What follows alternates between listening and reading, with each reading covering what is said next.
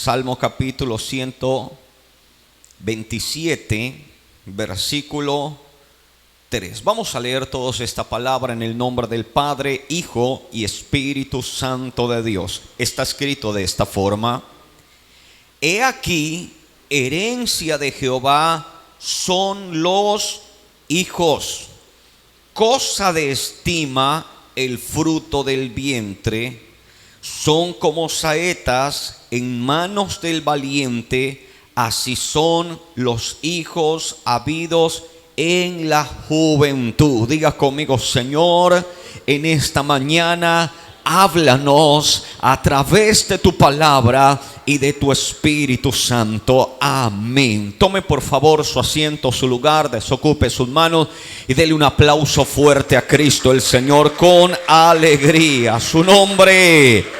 Diga gloria a Dios. Diga amén.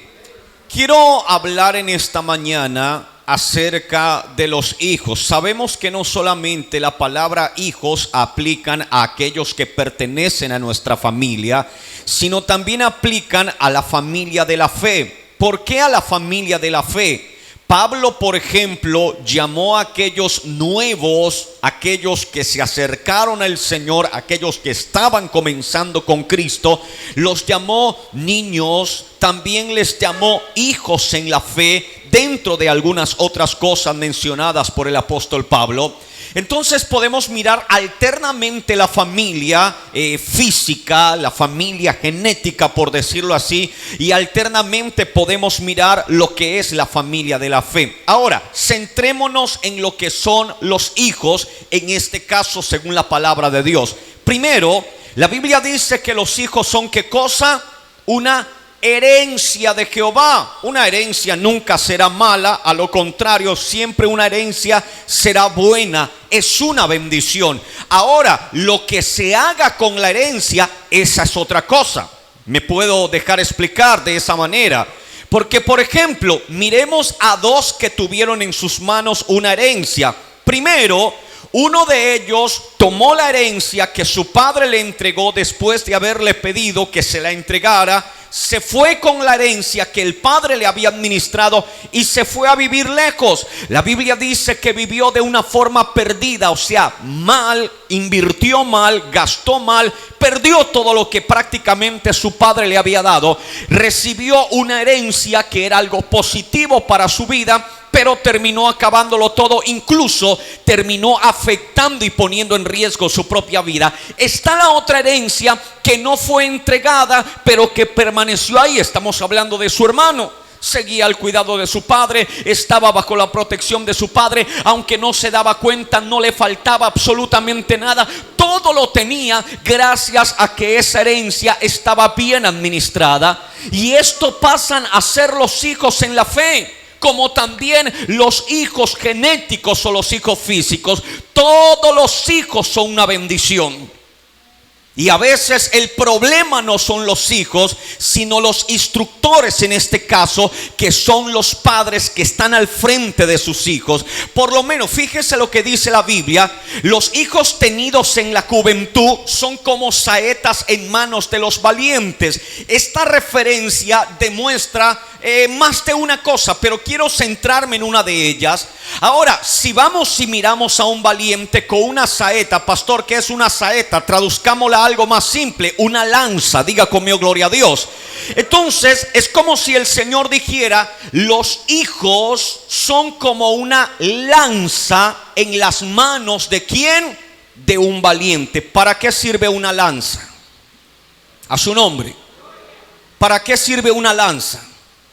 Existen armas de alcance corto. Esto quiere decir que te defienden a un rango de distancia bastante cerca de tu cuerpo, pero compromete tu integridad. Cuando se inventaron las primeras armas, se inventaron las primeras armas de largo alcance. Esto quería decir que se separaba de ti más allá de 1 metro, más allá de 2 metros o la distancia que sea. Dentro de las primeras armas de largo alcance que se registraron, las más rústicas, podemos decir así, fueron las lanzas o palos que se le cortaba la punta para lanzar a una distancia y así poder tomar caza de algún animal o defenderse de alguien que venía en su contra. Entonces podemos decir que esa expresión de lanza o de saeta en mano de valiente quiere decir que los hijos son algo que pueden ir más allá de lo que vamos a llegar nosotros. No sé si me dejo entender. Diga conmigo gloria al Señor. Porque ellos, amados hermanos, prácticamente se convierten en el reflejo, se convierten en lo que nosotros somos, y algunos padres incluso convierten a sus hijos en lo que ellos no consiguieron ser, siendo y cuando la Biblia, amados hermanos, nos enseña de que los niños tienen que tener una instrucción. Diga conmigo gloria al Señor. Quiero añadirle ese versículo en Proverbios 19, diga conmigo gloria a Dios, Proverbios 22 versículo 6, añadámosle este versículo. Escuche bien lo que dice ahí. Instruye al niño en su camino, y aun cuando fuere viejo, ¿qué dice la Biblia? No se apartará de él. ¿Cómo dice ese versículo? Instruye al niño en su camino. ¿Qué quiere decir eso, iglesia del Señor? A su nombre. Instruye al niño en su camino. ¿Cuál camino, amados hermanos? ¿Cuál camino? Dígalo más fuerte. ¿Cuál camino? Dice así: el camino del Señor. Ojo a esto, por favor. Dice: instruye al niño en su camino. ¿Qué es lo que hace el padre? Instruye al niño en el camino que el niño está transitando. Yo conozco niños que no son cristianos, que fueron instruidos por su padre, y aun cuando crecieron siguieron con la instrucción del padre.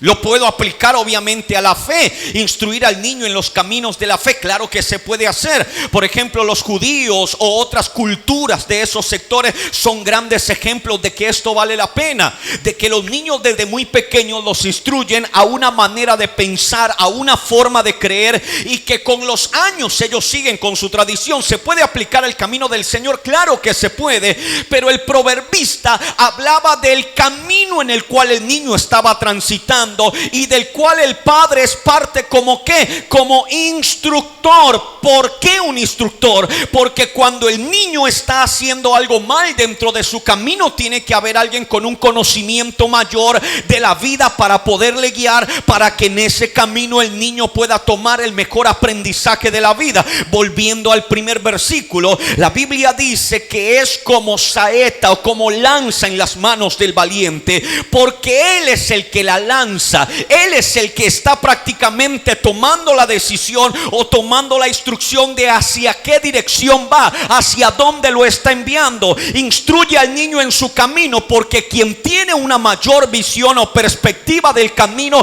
es el adulto. En otras palabras, para instruir al que está más pequeño de que por el camino que va no es bueno, o por el camino que va lo está haciendo correctamente. ¿Cuál es la función del padre espiritual o el padre biológico? Guiar al niño que está dentro del camino. Diga gloria a Dios.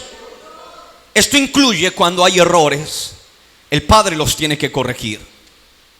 Pero si el padre no corrige errores, son errores que van a quedar en su camino y se van a volver parte de su vida.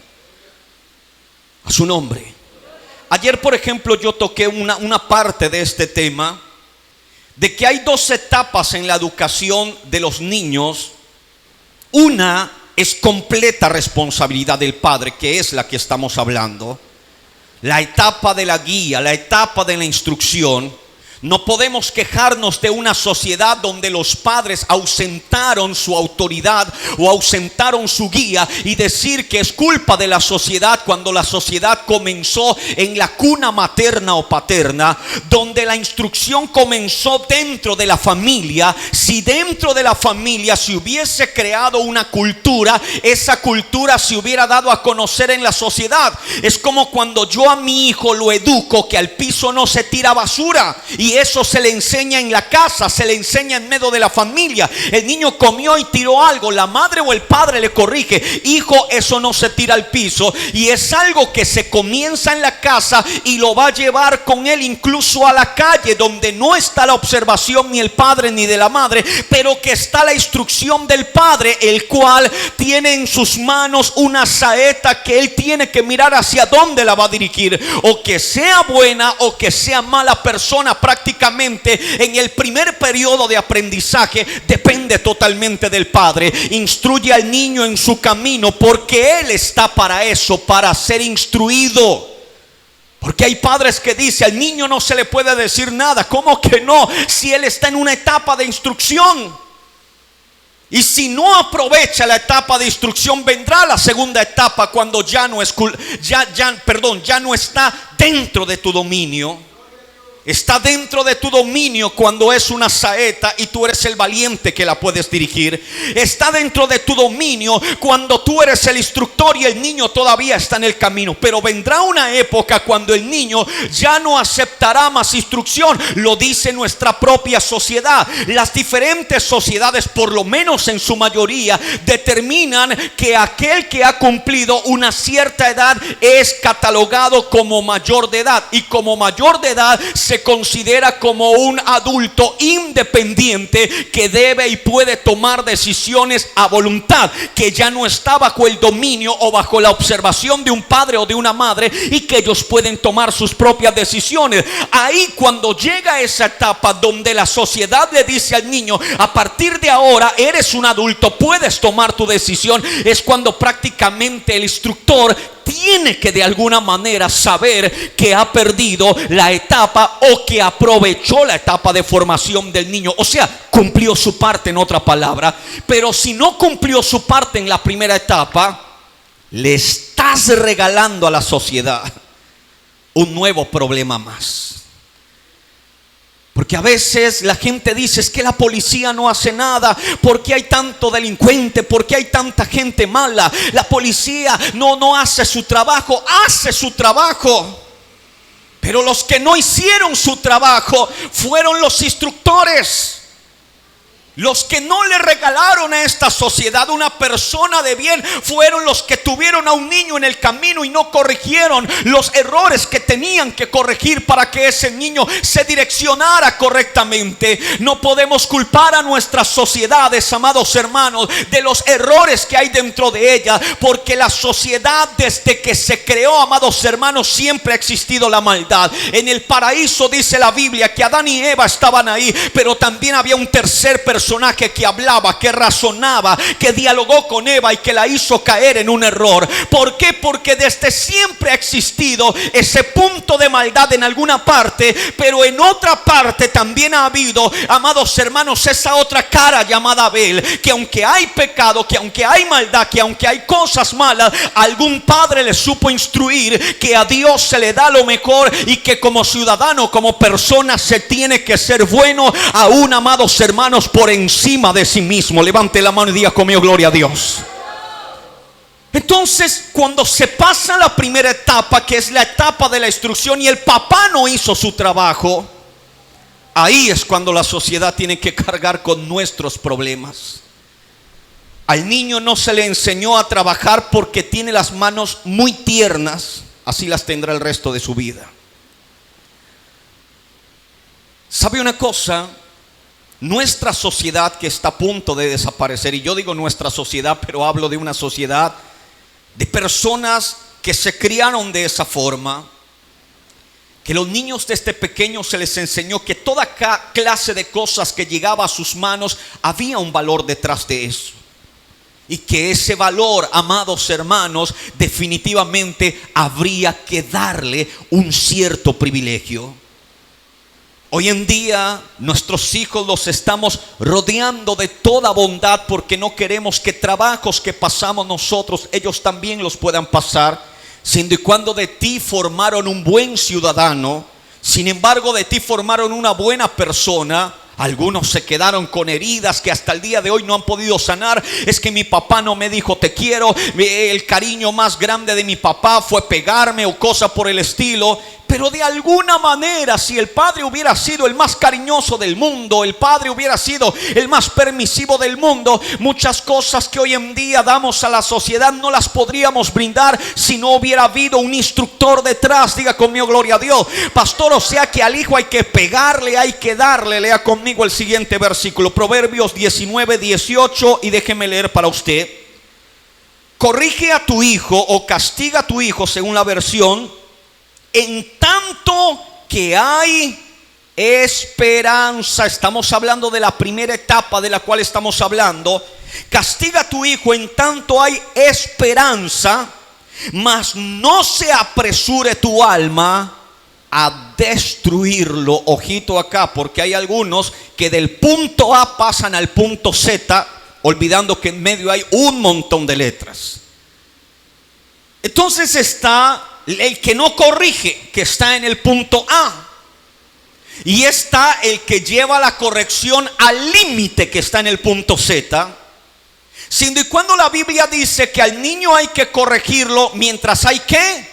Esperanza. Llega la ocasión cuando ya no puedes corregir a tu hijo porque estás hablando con un adulto, o los derechos de cada país defienden a los jóvenes, defienden a cierta población que ya no les puedes tocar. Entonces la Biblia dice: corrígelo mientras haya ¿qué? Esperanza, etapa de formación.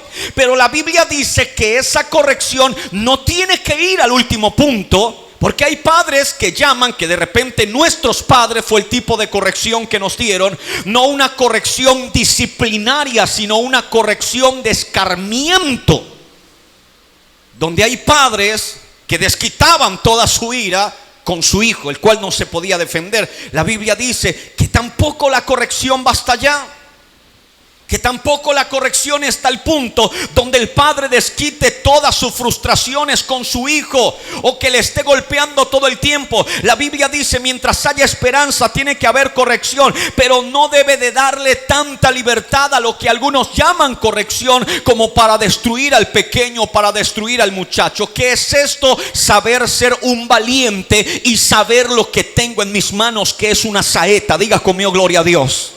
¿Quién entiende? Levante la mano y diga conmigo, gloria a Dios. Entonces, se debe corregir sin ir al extremo. A su nombre. Se debe, amados hermanos, se debe orientar sin ir al extremo. Porque muchas de las cosas que hacemos con nuestros hijos nos convierte, amados hermanos, en malos frente a ellos. Y por eso ellos terminan confiando secretos que deberían confiar a sus padres a otras personas, porque sus padres no son lo suficientemente asequibles para que sus hijos lleguen a él. Y hay padres que dicen: no sé por qué mi hijo no confía en mí. No sé por qué mi hijo no me comparte. O es demasiado blando o es demasiado duro, pero no está en ese punto de corrección y de flexión también que dice la Biblia. Diga conmigo, gloria al Señor. Pastor, pero es que los niños, pastor, todos son una bendición. Hay algo que está en todos los niños según la Biblia. Añadámosle otro versículo más, Proverbios 22:15. Dice así: la necedad está ligada ¿en dónde? En el corazón del muchacho. Esto es algo general, ojo a esto. La necedad está ligada al corazón del muchacho, mas la vara de la corrección lo alejará de él. ¿Esto qué es? Instrucción. Esto que es guía. Esto que es orientación. Diga conmigo, gloria a Dios. Hay momentos que debemos de tener la lanza en nuestras manos y ayudarle a tomar decisiones. Pero hay momentos que tenemos que lanzarla y ellos en su lugar tomar decisiones también. Su nombre. Todo padre quiere proteger a sus hijos, es el común denominador. Todo padre los quiere proteger. Todo padre quiere lo mejor para sus hijos, quiere lo mejor para sus hijos. Pero ¿sabe una cosa? A veces le negamos a nuestros hijos la oportunidad de que cometan errores estando nosotros. ¿Para qué, pastor, que cometan errores? Pues para que estés tú. Porque si estás tú, vas a poder darle una orientación. Porque si estás tú, vas a poder hablar, vas a poder orientar o vas a poder dirigir. Pero ¿qué pasa cuando un padre prohibió que el hijo cometiera cualquier tipo de error? Un día vas a faltar tú. Un día no vas a estar más tú y él va a cometer esos errores, pero no va a estar tu supervisión, no vas a estar para verlo ni para ayudarle a que tome una decisión después del error que cometió. Entonces cerramos completamente el entorno de nuestros hijos, los metemos dentro de un mundo de prohibiciones para que no cometan errores, pero la necedad, dice la Biblia, está ligada al corazón del muchacho. Es como cuando le dices no, pero él termina diciendo sí. A veces es necesario que los errores sean parte de la vida de aquel pequeño que como lanza fue a tomar su propia decisión. Pero yo como valiente que lancé aquello, tengo la oportunidad de ir nuevamente, tomar esa lanza y dirigir su camino, corregir sus errores. Entonces yo puedo en vida decirle qué hacer, qué nuevas decisiones tomar, porque he acumulado en la vida consejos, he acumulado en la vida experiencia que ahora puedo compartir en cuando los errores se hicieron presentes en la vida de un hijo, en la fe o como un hijo físico. Diga conmigo, gloria al Señor. Entonces algo que tenemos que tener en claro es que todo hijo, todo niño, todo muchacho, la necedad está ligada en su corazón. Si hay algún padre en algún lugar que me esté escuchando en este mensaje que diga: pastor, desde que mi hijo nació es una santa paloma porque lo tenés encerrado. Y no hablo porque lo mantienes con llave, sino porque lo mantienes a metros tuyo. ¿Y qué error va a cometer contigo ahí encima? Dale una libertad. ¿Por qué no lo quiere dejar ir con sus amigos a dar una vuelta? Porque quieres que no cometa errores. Porque la necedad está ligada en el corazón del muchacho. Pero la vara de la corrección, dice la Biblia, y no porque utilice la palabra vara quiere decir que hay que darle, como dice la palabra del Señor. No te excites hasta tal punto de destruirlo, porque está para eso. Diga conmigo, para corregir. A su nombre, ¿para qué está? Para corregir. La Biblia dice: tu vara y tu callado harán ¿qué cosa? Están para eso, para corregir, para infundir, para dar orientación, para instruir de la mejor manera posible. Entonces, padres físicos o padres en la fe, de ti depende lo que le quieres mostrar y regalar a la sociedad. Soñamos con una mejor sociedad, pero damos muy poco para que eso sea realidad. Diga conmigo, gloria a Dios. ¿Cuántos de los que me están escuchando hemos instruido el respeto a nuestros hijos hacia Dios? ¿Cuántos de los que me están oyendo le hemos infundido, amados hermanos, el amor a nuestros hijos hacia Dios? Y esto empieza desde la casa de Dios. Respetar su casa, respetar el espacio donde estamos. Pero algunos dicen que la iglesia cristiana no es la iglesia del Señor, no es el templo del Señor. Entonces cuando iban a la iglesia católica, ahí se hacían respetar a los niños. Antes de entrar, niño, ahí no se dice nada. ¿Y sabe cómo entraban a la iglesia católica? Y perdón que me esté refiriendo directamente a esta iglesia, pero yo recuerdo que cuando me llevaban mis padres o abuelos o quien me llevaba, no me prohibía hablar nada. Me prohibía, perdón. Se podía escuchar los pasos del que estaba adentrando, y adentro habían 40, 50, 100 personas. Y se podía escuchar los pasos del respeto que la gente daba por aquellas imágenes que le estaban mirando. Mira, ahí vas a adentrar en silencio. Pastor, en la iglesia cristiana, aquí nadie me está mirando. Aquí es donde te están viendo. Diga conmigo, gloria al Señor. Ese amor, ese respeto no depende de si el niño es el más rebelde, sino depende de qué tan bueno, qué tan malo es el instructor que tiene. Diga conmigo, gloria a Dios. Pastor, mi hijo no quiere las cosas de Dios. ¿Cuántos años tiene tu hijo? 40, 50, no, tiene 5 años. ¿Eso de quién depende? Depende del instructor, 100%. Diga conmigo, gloria a Dios. Yo recuerdo en una casa que nos invitaron a hacer una visita. Entró la señora, se quitó sus zapatos. Entró el hijo de la señora, se quitó sus zapatos. Y obvio, a uno que le da vergüenza, entró uno también, se quitó los zapatos, aunque tenía las medias rotas, me los quité también. Da vergüenza, uno dice, la mamá lo hace, el niño lo hace. Y la mamá nos contaba una anécdota de ese niño, que una vez ella estaba de rodillas con su hijo orando, y esa noche el hijo le dijo: mamá, no quiero orar esta noche. ¿Pero por qué, hijo? Mamá, ¿dónde está Dios? Pues en el cielo, dijo. Pues por eso no quiero orar a su nombre.